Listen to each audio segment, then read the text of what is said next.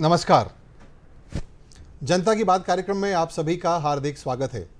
आज हम बात करेंगे कौशल विकास से स्वरोजगार के बारे में, और इस विषय पर बात करने के लिए हमारे साथ स्टूडियोज में उपस्थित हैं आदरणीय GN अग्रवाल जी। आप एडिशनल डायरेक्टर हैं स्किल डेवलपमेंट मध्य प्रदेश शासन के। अग्रवाल सर, आपका इस कार्यक्रम में बहुत बहुत स्वागत है, अभिनंदन है। धन्यवाद। साथ ही हैं हमारे Shivangi Shrivastava ji, state placement officer skill development Madhya Pradesh शासन। शिवांगी जी, आपका भी इस कार्यक्रम में बहुत बहुत स्वागत है। बहुत धन्यवाद। दोस्तों, आप जानते हैं कि स्किल्स कितनी महत्वपूर्ण होती हैं, और आज हम इसके बारे में विस्तार से बात करेंगे। और इसी चीज़ के साथ हम शुरुआत करते हैं आदरणीय अग्रवाल सर के साथ में कि सर, ये कौशल विकास दरअसल है क्या, और इसका महत्व आज के युवाओं के लिए क्या है? बहुत अच्छा प्रश्न किया आपने।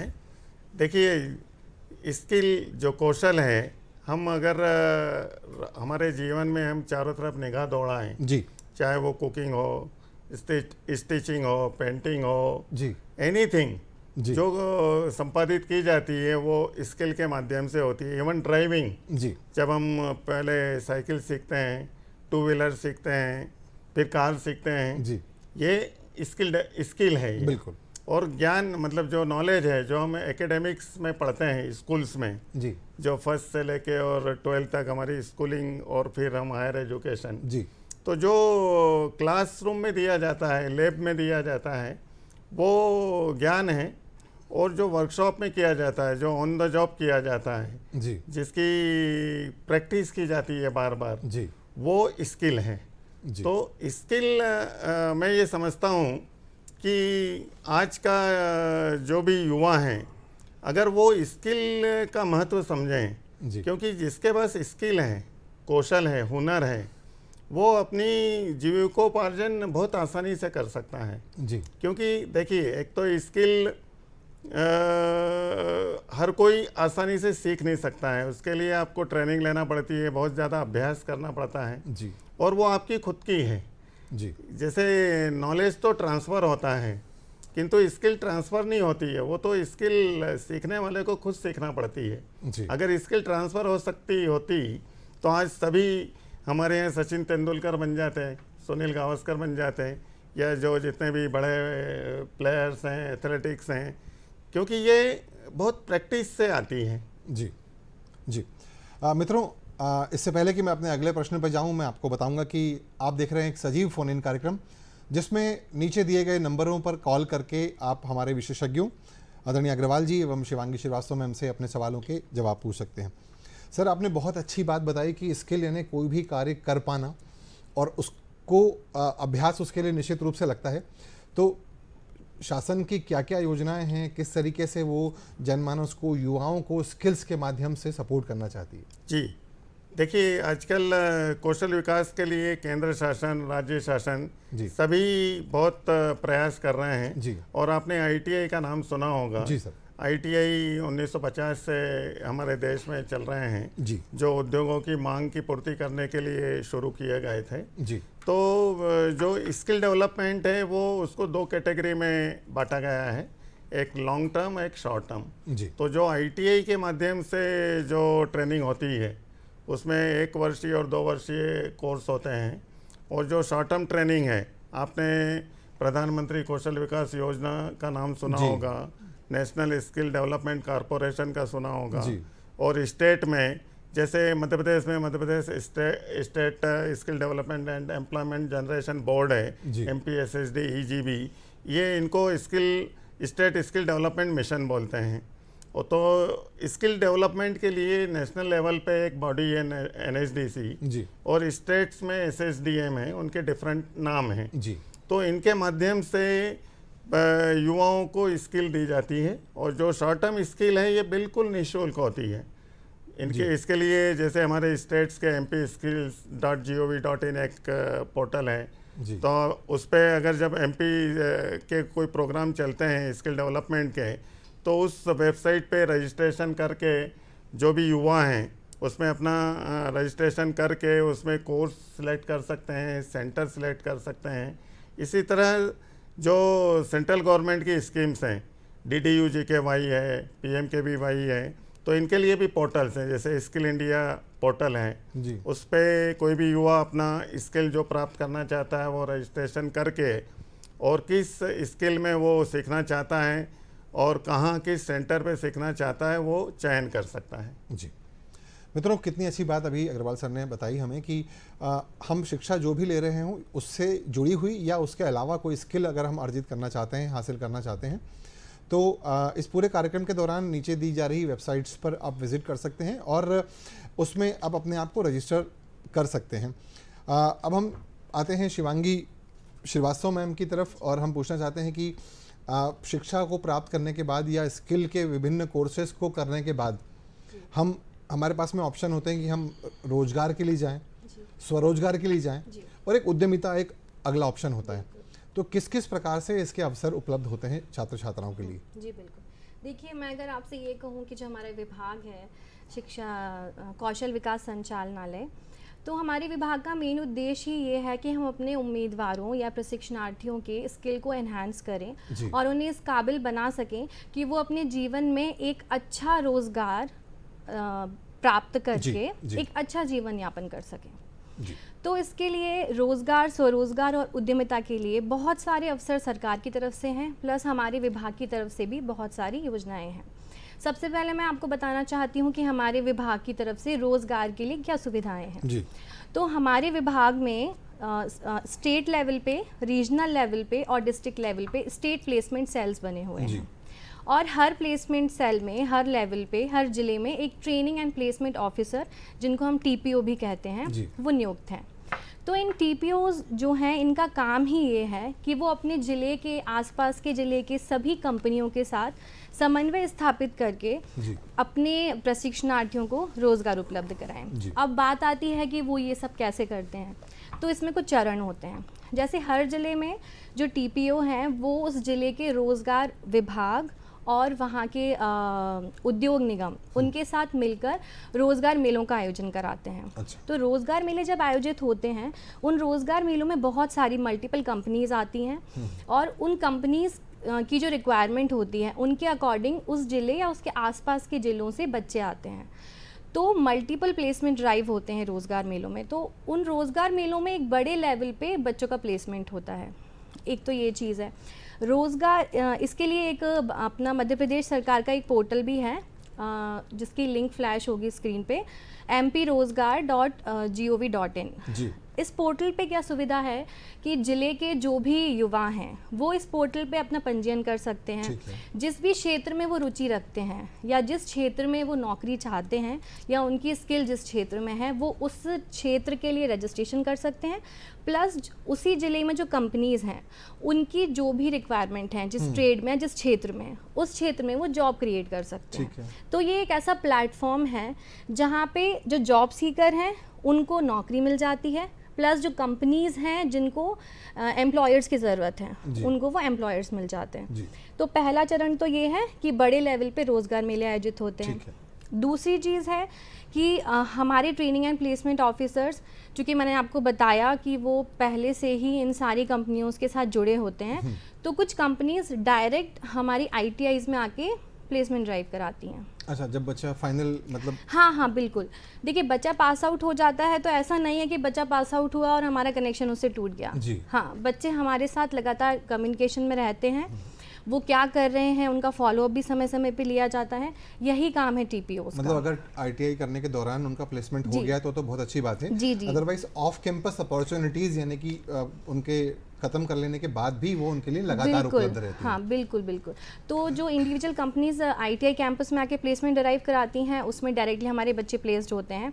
और तीसरी, कुछ कंपनीज ऐसी होती हैं जो प्लेसमेंट ड्राइव नहीं भी कराना चाहती हैं लेकिन उनके यहाँ अगर डायरेक्ट वैकेंसीज़ हैं तो हमारे TPOs क्या करते हैं कि इलेक्ट्रॉनिक मीडिया या प्रिंट मीडिया किसी भी माध्यम से अवेयरनेस कैंप लगाते हैं ताकि बच्चों तक सूचना पहुंच सके। जैसे आजकल WhatsApp चल रहे हैं, WhatsApp ग्रुप हैं बहुत सारे, तो बच्चे जुड़े रहते हैं, उन तक इन्फॉर्मेशन पहुंच जाती है और अगर बच्चा रुचि रखता है, वो उसके पात्र है, तो वो डायरेक्ट उस कंपनी में भी अप्लाई कर सकता है। मित्रों, कहीं कहा गया था कि हर क्षण जियो उल्लास से, लक्ष्य हो लेकिन गंभीर, कुछ पाने की लालसा नहीं, दीवानगी ज़रूरी है, फिर नहीं सफलता में और ज़्यादा दूरी है। जो आप पाना चाहते हैं, जो लक्ष्य की तरफ आप अग्रसर हो रहे हैं, थोड़ा सा आप उसकी तरफ एक कदम बढ़ाएं तो विभाग आपकी तरफ कई कदम बढ़ाने को तैयार हैं, आपके लिए बहुत सारे अवसर देने के लिए तैयार है। अब मैं आता हूं अग्रवाल सर की तरफ। सर, जैसा कि मैम ने अभी हाल बताया कि बहुत सारी अपॉर्चुनिटीज़ और इन सब चीज़ों के बारे में हमने बात करी। सर, जब हम स्किल्स को लेकर बात करते हैं तो युवा वर्ग में एक सवाल होता है कि मैं केवल एक स्किल ले रहा हूं तो मुझे शायद एक कम पैसों वाली कोई नौकरी मिल जाएगी, तो क्या बड़े स्वरूप की अपॉर्चुनिटीज़ हैं? मैं चाहता हूं कि आप इसके बारे में हमारे सारे दर्शकों को बताएं। देखिए, जैसा मैंने पहले भी बताया था कि स्किल को आप धीरे धीरे अपनी स्किल को बढ़ा सकते हैं, कॉम्पिटेंसी को बढ़ा सकते हैं। आप किसी भी बड़ी फैक्ट्री इंडस्ट्री को देखेंगे तो वहाँ पे जो टेक्नीशियन हैं, जो मशीन ऑपरेटर हैं, जो जो शायद ITI पास करके और वहाँ पे लगे होंगे, स्टार्टिंग में ज़रूर उन्हें उस समय जो मिलता था उनको जो सैलरी, आज वो करीब 50 टाइम्स से भी ज़्यादा है। मतलब कुछ ऐसी इंडस्ट्रीज मैंने देखी है कि जहाँ पर टेक्नीशियन की सैलरी 1 लाख से ज़्यादा है जी। तो ये स्किल की ब्यूटी है। जैसा मैंने कहा कि नॉलेज तो आप ट्रांसफ़र कर सकते हैं, स्किल ट्रांसफ़र नहीं होती है, ये तो आपकी खुद की प्रॉपर्टी है। तो जो किसी स्किल्ड मैन पावर को रिप्लेस करना उतना आसान नहीं होता है जितना कि नॉलेजेबल पर्सन को रिप्लेस करना होता है। तो ऐसा नहीं है कि जो स्किल लेते हैं या जो स्किल डेवलपमेंट को ऑप्ट करते हैं तो उन्हें स्टार्टिंग में, जैसा मैंने कहा कि सैलरी कम होती है, किंतु जैसे जैसे उनकी हुनर में निखार आते जाता है, उनकी कॉम्पिटेंसी बढ़ती जाती है, तो उनका सैलरी, उनका पैकेज भी बढ़ता जाता है। मित्रों, यहाँ पर एक बहुत ही स्पष्ट मैसेज जाता है कि आप एक स्किल को पकड़ें और उसे इम्प्रूव करते चलें, पॉलिश करते चलें। निश्चित रूप से आप बहुत ही बेहतर परफॉर्म करने वाले हैं अपने करियर में उस अपॉर्चुनिटी के अंदर। अब हम चलते हैं शिवांगी मैम की तरफ, ये जानने के लिए कि जब हम स्किल डेवलपमेंट की बात करते हैं, बहुत सारी ट्रेड्स की बात होती है कि साहब फिटर है, इलेक्ट्रीशियन है, ये सारी चीज़ें हैं।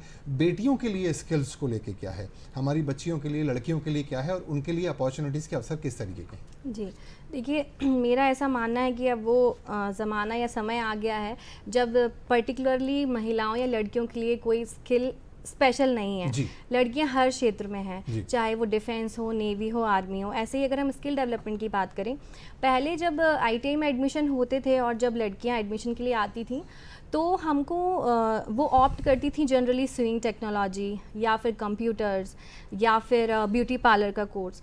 तो हमको उनको मोटिवेट करना पड़ता था या एक गाइडेंस देना पड़ता था कि क्यों ये ही कोर्स, क्यों, वाई नॉट फिटर या वाई नॉट टर्नर, आप कर सकते हैं। बट आज वो समय है कि लड़कियां खुद आती हैं और वो खुद ये सारी ट्रेड्स ऑप्ट करती हैं। एंड मुझे ये बताते हुए बहुत खुशी होगी आपको कि हमारे यहाँ की स्पेशली लड़कियाँ जो हैं, जो मैकेनिकल ट्रेड्स जैसे ऑटोमोबाइल या टर्नर या फिटर, उनसे पास आउट होके वो आज अपनी लाइफ में बहुत अच्छी जगह प्लेस्ड हैं। जैसे मैं आपको एक उदाहरण देना चाहती हूँ। ITI छिंदवाड़ा से पास आउट एक प्रशिक्षणार्थी हैं कुमारी सोमती। उन्होंने 2020 में ऑटोमोबाइल ट्रेड से प्रशिक्षण प्राप्त किया था और आज वो वोल्वो आइशर पीथमपुर में टेक्नीशियन के तौर पे काम कर रही हैं and she is earning about 4 lakhs per annum. ऐसे ही हमारी एक समीक्षा करके एक प्रशिक्षणार्थी हैं, जबलपुर ITI से पास आउट है, वो वर्तमान में ऑर्डिनेंस फैक्ट्री में है एंड उनका पैकेज भी 5 lakhs पर एनम का है। तो बच्चियों के लिए अवसर हर फील्ड में है।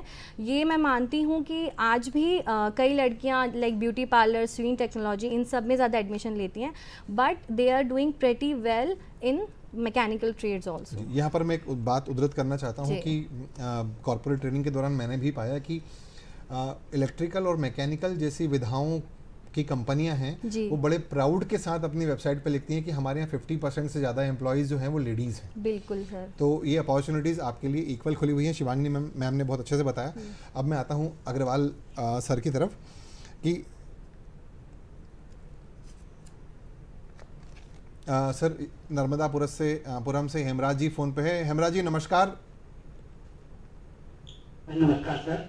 हाँ हेमराज जी, अपना प्रश्न जी प्रश्न कर जी प्रश्न करें। आप प्रश्न है कि हमारे जो कम पढ़े लिखे भाई बहन हैं या फिर अनपढ़ हमारे भाई बहन हैं कुछ, तो क्या ऐसे भाई बहन भी क्वेश्चन विकास में अपना काम सीख सकते हैं। जी अग्रवाल सर।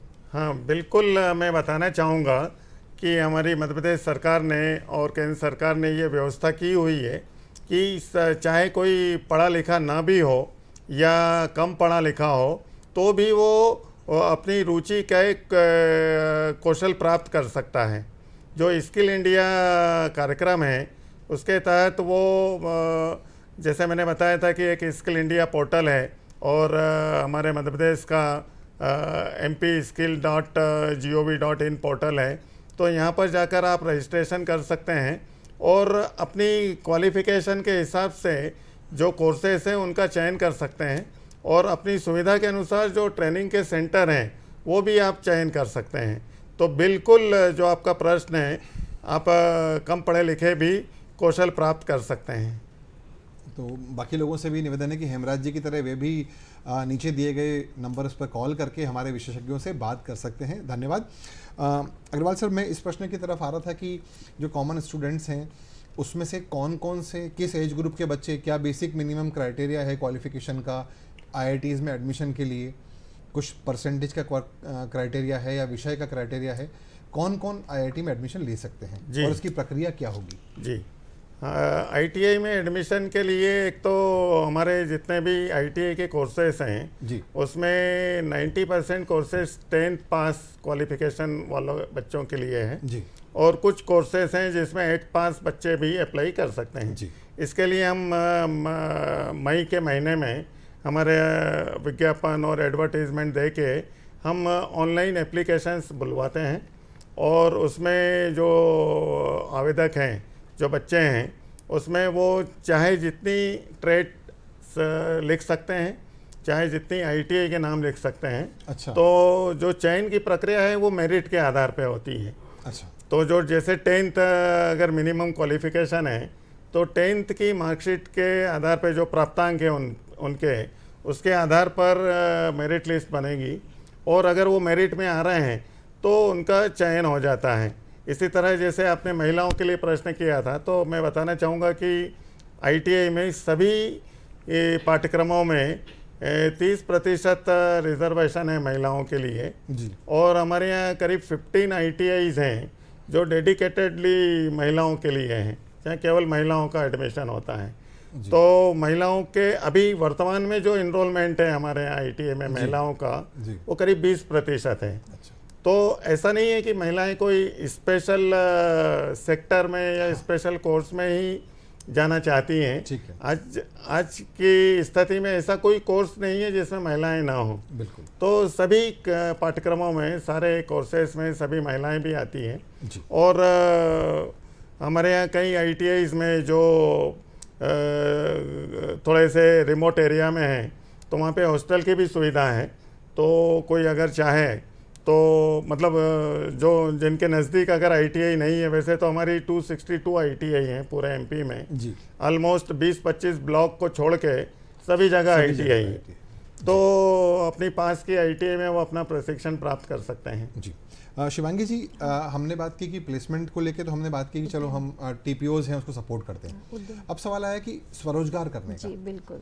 कैसे पढ़ के बाहर आ गया, शायद पैसे नहीं है उसके पास कि वो टूल्स कैसे खरीदेगा, काम कैसे शुरू करेगा, ऐसे में आप लोग किस प्रकार से उनकी मदद करते हैं? जी देखिए, सबसे अभी जैसे ये प्रश्न फ़ोन कॉल पे भी आया था कि जो पढ़े लिखे नहीं हैं, बहुत ज़्यादा एजुकेशन नहीं कर पाए हैं, उनके लिए भी देश और प्रदेश में बहुत सारी सुविधाएं सरकार की तरफ से मुहैया कराई गई हैं। बस कमी रहती है कि अवेयरनेस की। जनरली जानकारी युवाओं तक नहीं पहुंच पाती है।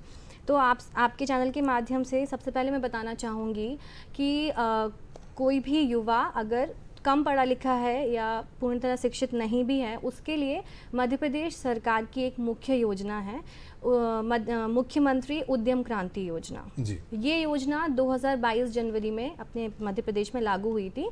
इस योजना के अंतर्गत कोई भी ऐसा युवा जो मध्य प्रदेश का निवासी हो, जो 18 से 45 वर्ष के युवा वर्ग में हो, एज वर्ग में हो, वो इस योजना के अंतर्गत आवेदन कर सकता है और उसकी एजुकेशनल क्वालिफिकेशन मात्र 8वीं पास है। मतलब कोई अगर युवा है 8th पास है एंड वो मध्य प्रदेश का निवासी है 18 साल से 45 साल की एज में वो अगर आता है वो आवेदन कर सकता है। इस योजना के अंतर्गत 1 लाख से 50 लाख तक का लोन सरकार मुहैया कराती है अपना उद्यम या स्वरोजगार स्थापित करने के लिए। 2 सेक्टर में लोन मिलता है, एक तो मैन्युफैक्चरिंग सेक्टर में, दूसरा सर्विस सेक्टर में। मैन्युफैक्चरिंग सेक्टर में 1 लाख से 50 लाख तक का लोन मिलता है और सर्विस सेक्टर में 1 लाख से लेके 25 लाख तक का। अब बात आती है कि मैन्युफैक्चरिंग सेक्टर से क्या मतलब है या सर्विस सेक्टर से क्या मतलब है। मैन्युफैक्चरिंग सेक्टर में अगर आप उद्यम स्थापित कर रहे हैं, इसका मतलब है कि आप कोई भी प्रोडक्ट निर्माण कर रहे हैं, चाहे वो टेक्सटाइल से संबंधित हो सकता है, वो फूड इंडस्ट्री से संबंधित हो सकता है। ऐसे ही सर्विस सेक्टर में आप कोई सर्विस दे रहे हैं, जैसे कंप्यूटर सेंटर या फिर ऑटोमोबाइल वर्कशॉप, सर्विस वर्कशॉप। अब कई बार युवाओं का प्रश्न होता है कि सर्विस सेक्टर में क्या मैं साड़ी का शोरूम खोल सकता हूँ, क्या मैं बाइक या फिर ऑटोमोबाइल बेचने की एक शॉप खोल सकता हूँ। तो इन सेक्टर्स में लोन नहीं मिलता क्योंकि ट्रेडिंग के अंतर्गत आते हैं। अच्छा। ये सर्विस सेक्टर नहीं कहलाते हैं। तो बेसिकली 2 सेक्टर मैन्युफैक्चरिंग और सर्विस सेक्टर में लोन मिलता है। आवेदन करने के लिए युवा को samast.mponline.gov.in इस पोर्टल पे जाना है।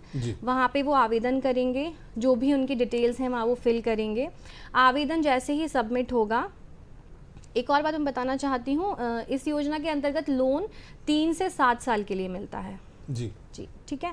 इसके बाद जब उम्मीदवार आवेदन कर देता है तो उसकी जो फाइल है वो जाती है जिला उद्योग केंद्र में। इस योजना का जो नोडल एजेंसी है वो जिला उद्योग केंद्र है। ठीक है। फाइल जब जिला उद्योग केंद्र जाती है वहाँ पे होता है इसका वेरिफिकेशन। अब मैं ये बताना चाहती हूँ कि जो वेरिफिकेशन प्रोसेस है ये बहुत महत्वपूर्ण है, क्योंकि मैक्सिमम केसेस में लोन का जो प्रोसेस है वो कैंसिल हो जाता है अगर इस वेरिफिकेशन प्रोसेस में कोई गलती या त्रुटि पाई जाती है।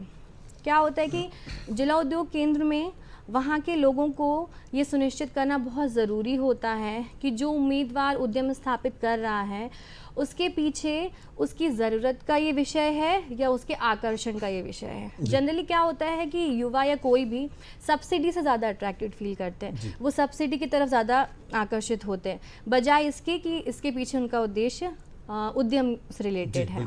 तो जिला उद्योग केंद्र में डॉक्यूमेंट वेरिफिकेशन के साथ वहाँ पे वो कुछ क्वेश्चंस भी पूछते हैं, जिससे वो उम्मीदवार के मोरल वैल्यूज़ को भी चेक करते हैं कि वाकई में इनको ज़रूरत है कि नहीं। अगर जिला उद्योग केंद्र से वो फाइल अप्रूव हो जाती है तो उसी ज़िले के नज़दीकी बैंक में वो फाइल पहुँच जाती है और लोन का जो अमाउंट है वो उम्मीदवार के अकाउंट में आ जाता है। सर, विषय बहुत बड़ा है, समय की मर्यादा है। मैं ब्रीफ में चाहूँगा कि बहुत छोटे में आप उन थोड़ी सी ब्रांचेस के बारे में बता दें कि कौन कौन सी ब्रांचेस हैं जिसमें वो IIT में कनेक्ट कर सकते हैं। वैसे तो सभी ब्रांचेस में ITI के कोर्सेस हैं, खास करके जैसे IT है, इलेक्ट्रॉनिक्स है, फिर कंस्ट्रक्शन है, मैन्युफैक्चरिंग है, कैपिटल है और फूड से रिलेटेड हैं, अपैरल से रिलेटेड हैं। मतलब चाहे वो इससे सिविल मैकेनिकल, इलेक्ट्रिकल, इलेक्ट्रॉनिक्स, इनसे रिलेटेड जितनी भी ब्रांच होती है सभी में है। और जो नॉन इंजीनियरिंग कोर्सेज हैं जैसे कंप्यूटर, कोपा हमारे यहाँ एक बहुत प्रचलित ब्रांच है, अपैरल है, फैशन डिज़ाइनिंग है।